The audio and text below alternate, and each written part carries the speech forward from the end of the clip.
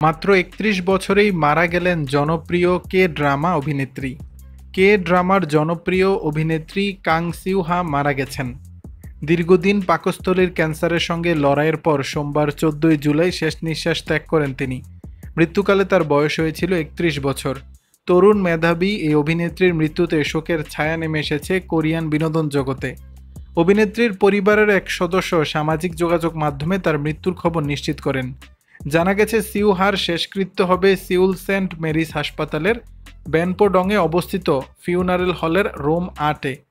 মঙ্গলবার ১৬ জুলাই সকাল ৭টা ৪০ শুরু হবে আনুষ্ঠানিক শেষকৃত্যের অনুষ্ঠান। সিউল মেমোরিয়াল পার্কে দাহ করার পর তার দেহ জন্মস্থান হামান, সাউথ গিয়াংসাং প্রদেশে সমাহিত করা হবে।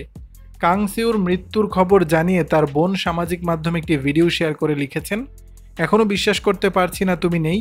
এত কষ্টের মধ্যেও তুমি সবসময় আমাদের এবং আমার খেয়াল রেখেছ। তিনি আরও লেখেন, যত কষ্টই হোক তুমি সবসময় বলতে কৃতজ্ঞ যে আরও খারাপ কিছু হয়নি। তখন আমি নিজেকে খুব লজ্জিত মনে করতাম। আমার প্রিয় বোন, তুমি অনেক কষ্ট সহ্য করেছ।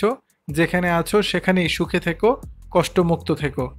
প্রসঙ্গত ১৯৯৪ সালে জন্ম নেওয়া Kang Seo Ha Korea national university of আর্টসের স্কুল অফ ড্রামা থেকে স্নাতক করেছিলেন।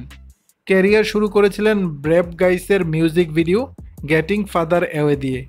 দর্শক, বিষয়টি নিয়ে আপনাদের মতামত জানাবেন নিচের কমেন্ট বক্সে।